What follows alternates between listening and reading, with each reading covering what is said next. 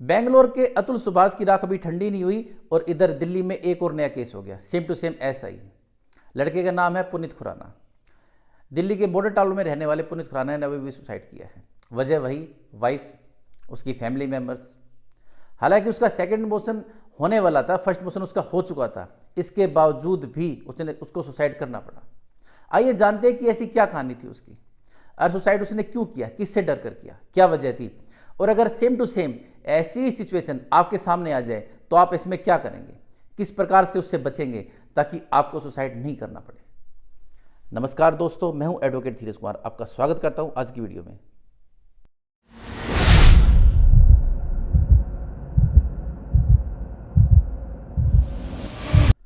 पुनीत खुराना की शादी 2016 में हुई थी। शादी के बाद नॉर्मल हस्बैंड वाइफ दोनों मिलकर ही काम करते थे, बिजनेस करते थे, कैफ़े चलाते थे। कैफ़े नहीं चला तो इसके बाद बेकरी के काम में आ गए। दोनों ही मिलकर पैसा कमाते थे। लेकिन पिछले 2 साल से दोनों अलग थे, दोनों के बीच डिस्प्यूट हो गया था। डिस्प्यूट था पैसों का। सबसे पहले ये हुआ कि वाइफ के पिता ने उनसे करीबन 1.5 करोड़ के आसपास रुपया उधार लिया था। देखिए, नॉर्मल हमारे यहाँ ये है कि भाई बेटी घर का पानी नहीं पीना चाहिए। अगर कोई ज़रूरत भी है तो इमरजेंसी में, कोई बीमारी है या कोई इमरजेंसी है तो पैसे लेना अलग बात है, लेकिन सिर्फ बिजनेस करने के लिए पैसे लेना एक हिसाब से देखा जाए एक स्कैंडल है। मतलब बेटी की शादी अच्छी जगह करो, उनसे फिर पैसा ले लो उधार, और उधार लेने के बाद फिर कोर्ट केस करके तुम पैसा ले ही लेंगे। इस प्रकार से प्रताड़ित करो, एक नया सिस्टम चल पड़ा है। इसलिए अगर आपकी शादी हुई है तो अपने ससुराल वालों को पैसे देने से बचें, क्योंकि अगर कल को केस हो गया तो फिर उल्टा ये समझ लीजिए कि पत्नी के नाम का अलग, बच्चे के नाम का अलग, सब कुछ निकालना पड़ेगा। हालांकि यहाँ बच्चा नहीं है, ये अलग वजह है, लेकिन पैसा तो उसके पिता ने लिया था। इसके अलावा एक मकान भी लड़की के नाम किया हुआ था। दोनों के बीच डिस्प्यूट था पैसे का और प्रॉपर्टी का, क्योंकि लड़की अपना पैसा अपने घर ले जा रही थी। जब हस्बैंड वाइफ दोनों मिलकर पैसा कमाते हैं तो पैसा एक ही जगह रहता है, दोनों मिलकर प्रॉपर्टी परचेज करते हैं। लेकिन ये भी एक नया चलन है कि प्रॉपर्टी अगर परचेज करेंगे तो वाइफ के नाम से। भाई कितने पैसे बच जाते हैं आपके, 50,000, लाख, 2 लाख, कितने बच जाएंगे। प्रॉपर्टी हमेशा अगर आपका पैसा तो अपने नाम से लेनी चाहिए। दोनों ने अगर मिलकर कोई कमाया है तो हाफ ऑफ होनी चाहिए, यानी कि सिर्फ आप वाइफ के नाम से प्रॉपर्टी परचेज करेंगे। और यहीं पर पत्नी को जगह मिल जाती है लड़ने की कि भाई जब पैसा हमने ले लिया, प्रॉपर्टी मेरे नाम होगी, अब पति की जरूरत क्या। देखिए, अगर कोई प्रॉपर्टी इस प्रकार से परचेज की गई है और उसका कोई डिस्प्यूट होता है तो उसके लिए कोर्ट है। नॉर्मली अगर कोई पैसे का या प्रॉपर्टी का ऐसा वाइफ के साथ मैटर हो जाता है तो लोग डरते हैं, घबराते हैं कि मैं कोर्ट में जाऊंगा, मुझे कोर्ट फीस पे करनी पड़ेगी। ठीक है, सिविल सूट में जाकर कोर्ट फीस पे करनी पड़ती है, लेकिन अगर आप हिंदू मैरिज एक्ट सेक्शन 27 में अगर आप एप्लीकेशन लगाते हैं तो आपको कोई कोर्ट फीस पे नहीं करनी पड़ती। ये सेक्शन कहता है कि अगर आपका वाइफ के साथ कोई प्रॉपर्टी के रिगार्डिंग डिस्प्यूट है तो आप इस सेक्शन में एप्लीकेशन लगा करके उस डिस्प्यूट को सॉर्ट आउट कर सकते हैं।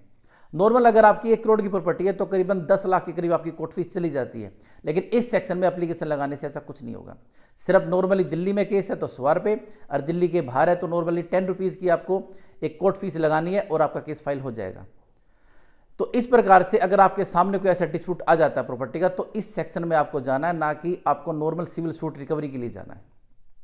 तो सेम टू सेम ऐसा इस लड़के के साथ भी हुआ। इन्होंने जो पैसा कमाया आपस में जो एक दूसरे से लिया दिया गया, और साथ में लड़की के पिता ने भी जो छल करके उनसे पैसा उधार लिया और फिर देने से मना कर दिया। बाद में चलो मैटर सॉर्ट आउट हुआ, लड़ाई झगड़े हुए, कहा सुनी हुई। उसके बाद ये हुआ कि जो मकान है वो हम हस्बैंड को दे देंगे और पैसा नहीं देंगे। इसके लिए भी तैयार हो गए, एग्रीमेंट बना, फर्स्ट मोशन हो गया।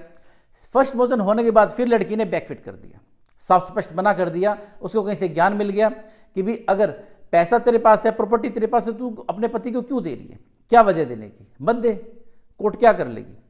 बे सिंपल सी बात है, तुझसे कहेगी तो कोर्ट में केस चलता रहेगा, पैसा अपना यूज करो, प्रॉपर्टी तेरे पास है, चाहे तो उसको सेल आउट कर दे। इस प्रकार की ज्ञान मिलने के बाद हिम्मत बढ़ जाती है, और उसने इसी वजह से उसको मना कर दिया। इसके लिए उनकी एक वीडियो भी है और ऑडियो भी है। सुसाइड से पहले उसने 3 बजे करीब सुबह सुबह लड़की को कॉल भी किया है। 49 मिनट्स के अराउंड वो उसकी कॉलिंग है, जिसमें लड़का लड़की से कह रहा है कि भी तू ऐसा गलत काम मत कर, तू मना मत कर। लेकिन लड़की साफ स्पष्ट कह रही है, उसकी वाइफ, कि ना मैं प्रॉपर्टी दूंगी, ना मैं पैसा दूंगी, और जो कैफ़े है उसको भी लूंगी, और साथ में जो बेकरी है उसको भी लूंगी। हालांकि ये हुआ था कि एक चीज़ लड़का रखेगा काम चलाने के लिए, भी कैफ़े नॉर्मली उसके पास और बेकरी अलग। लेकिन लड़की कह रही मैं दोनों लूँगी, तुझे कुछ नहीं दूंगी।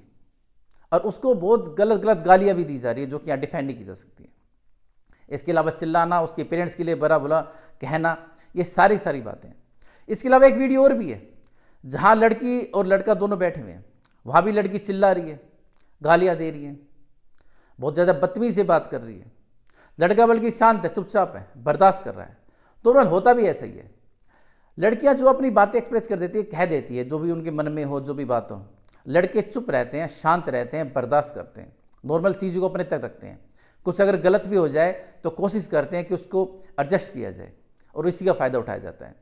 जो आजकल के इस टाइप के लड़के हैं उनके साथ ही ज़्यादा बुरा होता है, जो अपनी फीलिंग्स को अपने पेरेंट्स को भी नहीं बता पाते कि मेरे साथ क्या चल रहा है, क्यों हो रहा है। तो सेम टू सेम ऐसा उस लड़के के साथ भी हो रहा था। लड़की अपनी ऑडियो में भी कह रही है कि अब तुझसे तू कह के बात करूंगी, तू आप नहीं कहूंगी। इस प्रकार के वर्ड उसको बोले जा रहे हैं, उसको नीचा दिखाया जा रहा है। और इन्हीं वजह से उसको लगा कि भी कोर्ट कचहरी पुलिस कोई नहीं सुनने वाली, क्योंकि अगर अभी देखा जाए कि लड़के के सुसाइड के 2 दिन बाद तक भी उसका पोस्टमार्टम अब तक नहीं हुआ है, कोई एफआईआर रजिस्टर नहीं हुई है। कह रहे हैं कि भी होने दो, पोस्टमार्टम आएगा, इसके बाद एफआईआर रजिस्टर करेंगे। शायद जब मैं वीडियो बना रहा हूँ शायद एफआईआर रजिस्टर कर भी दी जाए, लेकिन अब तक एफआईआर की नहीं गई है। लेकिन सबसे मेन चीज़ ये है कि पोस्टमार्टम कराने के लिए इतने दिन नहीं लगते हैं। बॉडी चली गई है तभी हो जाना चाहिए। बिल्कुल ऐसी छुट्टी भी नहीं है कि कोई हॉलीडे हो, कोई डॉक्टर नहीं हो। नॉर्मल हॉस्पिटल में डॉक्टर होते ही हैं, किसी ना किसी की ड्यूटी तो होती है, और इसके बावजूद ये काम नॉर्मली आसानी हो जाते हैं। लेकिन इस लड़के में टाइम दिया जा रहा है। किस लिए टाइम दिया जा रहा है? ताकि अक्यूज भाग जाएं, उनको मौका मिल जाए, वे अपनी बेल लगा ले, एंटिसिपेटरी एडवांस में बेल ले ले। लेकिन पुलिस बिल्कुल ध्यान नहीं दे रही। लेकिन लड़कों को डर क्यों चढ़ रहा है, क्यों ऐसे वे कदम उठा रहे हैं? क्योंकि उनको भी लगता है कि उनकी कोई सुनवाई नहीं है। यहाँ जब ऊपर जाने के बाद सुनवाई नहीं है तो जिंदा रहते क्या सुनवाई होगी? पुलिस क्या सुनेगी? किसी की नहीं सुनती। पत्नी कोई भी कंप्लेंट दे उस पर तुरंत ही एफआईआर रजिस्टर हो जाती है, कार्रवाई होती है। हस्बैंड बेचारा चिल्लाता रह जाता है, पुलिस के पास जाता है। पुलिस बिल्कुल भी, आज तक कितने पति हैं जिन्होंने कंप्लेंट, जिनकी कंप्लेंट ही ली गई हो, कंप्लेंट इवन लेने से भी पुलिस मना कर देती है। उसके लिए कोई लॉ नहीं है, कोई सेक्शन नहीं है भी आप मना क्यों कर रहे हैं। अगर वाइफ की कंप्लेंट नहीं ली जाती है तो उनके खिलाफ कार्रवाई हो जाती है पुलिस के खिलाफ। लेकिन हस्बैंड अगर अपनी कंप्लेंट देने के लिए जाए तो उसके खिलाफ कोई कार्रवाई नहीं है। हस्बैंड बेचारा अपनी कंप्लेंट दे रहा है, साफ स्पष्ट मना कर देते हैं, कोई कार्रवाई भी नहीं होती है। हायर ऑफिसर के बजाय तो भी नहीं सुनते हैं। कोर्ट में जाते हैं तो वहाँ पर ठीक है भी हम इस पर एफआईआर के लिए पहले जांच करेंगे, जांच के नाम पर उसको 200 सीआरपीसी में कन्वर्ट कर दिया जाता है और डायरेक्ट एफआईआर नहीं होती और वो केस लंबा चलता रहता है। इस प्रकार से एफआईआर होती नहीं है। केस जब लंबे चल जाते हैं तो इंसान वैसे ही टूट जाता है। तो ये सब नॉर्मल एक हस्बैंड के साथ होता है। इसी से वो टूट जाता है, परेशान हो जाता है। पुलिस के पास जाते हैं तो भी यही है सिस्टम, और यूज करते हैं तो उसमें भी सेम टू सेम यही है, सुनवाई कोई नहीं है। सबसे मेन चीज़ है वाइफ का मेंटेनेंस। अगर वाइफ कमाती है तो मेंटेनेंस का सिस्टम नहीं है तो केस वैसे चलता रहेगा। लेकिन हस्बैंड की जो डिमांड है उसको नहीं सुना जाता, उसी वजह से ये सुसाइड होती है। अगर आप वॉइस रिकॉर्डिंग सुनते हैं तो उसमें लड़का लड़की से कह रहा है कि भाई तुमने मेरी इंस्टाग्राम आईडी हैक की हुई है, तुमको मेरी ईमेल आईडी का पता था, पासवर्ड का पता था, तुमने उसको, वो कह रही है नहीं ऐसा कुछ नहीं है। जबकि अगर लड़का जब एक्सपायर हो चुका है उसके बावजूद भी उसकी इंस्टाग्राम आईडी ऑन क्यों है? अगर आप देखें तो जो लड़के की फैमिली है वो इस बात को कह रही है कि भी मेरा बेटा अगर एक्सपायर हो चुका है तो इसके बावजूद भी इंस्टाग्राम आईडी उसकी ऑन क्यों है, क्यों चल रही है, कौन उसको चला रहा है, उस आईपी एड्रेस का पता होना चाहिए, किस मोबाइल में चल रही है। तो नॉर्मल वो हैक हुई है। तो इसका मतलब वो जो अपनी वॉइस रिकॉर्डिंग में कह रहा है वो सच है कि सच में इंस्टाग्राम आईडी हैक हुई है और अभी भी चल रही है, लेकिन पुलिस उसके लिए भी कोई कार्रवाई नहीं कर रही है। देखिए, अगर कोई भी ऐसी हैकिंग होती है तो इसके लिए साइबर सेल होती है, तो पुलिस को चाहिए कि भी उस कंप्लेंट को साइबर सेल में सेंड करे और वहाँ से डिटेल मंगवाए और जो अक्यूज उसके खिलाफ कार्रवाई करे। इन सभी पॉइंटों को ध्यान में रखना चाहिए।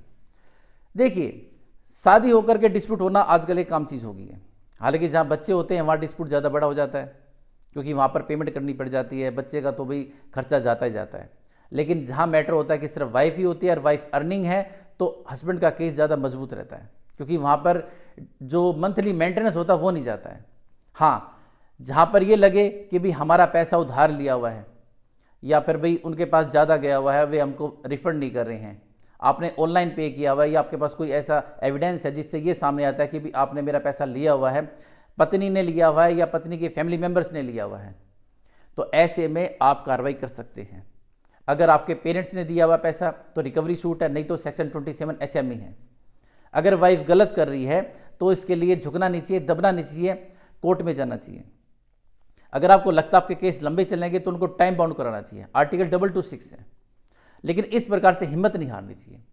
ऐसे हिम्मत हारने से लोगों के हौसले बढ़ते हैं। लड़ना चाहिए। ऐसे सुसाइड करने से भी कुछ नहीं हासिल होता। बल्कि ये बात चलो मान लेते हैं कि जिस प्रकार से सुसाइड हो रही है शायद आने वाले समय में इसके लिए कोई ऐसा कानून बने, लेकिन मेरे को नहीं लगता है। शायद किसी लड़की ने की होती तो पता नहीं क्या हंगामा मच गया होता। अब तक उसकी सारी फैमिली जेल में होती है अंदर, और शायद एक नया कानून या नया एक्ट आ गया होता। लेकिन वो लड़का है तो इसलिए कोई सुनवाई भी नहीं है। तो मैं लोगों से ये कहूँगा कि आप प्लीज़ सुसाइड की तरफ ना जाए। फिर भी लड़ाई लड़े, हिम्मत रखें। कानून नहीं है तो उसको बदलिए, उसके लिए आवाज़ उठाए, उसके लिए सारे एकजुट हो। लेकिन इन चीज़ों की तरफ नहीं जाना चाहिए। रास्ते और भी बहुत हैं। ये नहीं है कि सिर्फ एक यही रास्ता है, सिर्फ उन रास्तों को समझने की ज़रूरत है। लेकिन हिम्मत हारना कोई इसका इलाज नहीं है।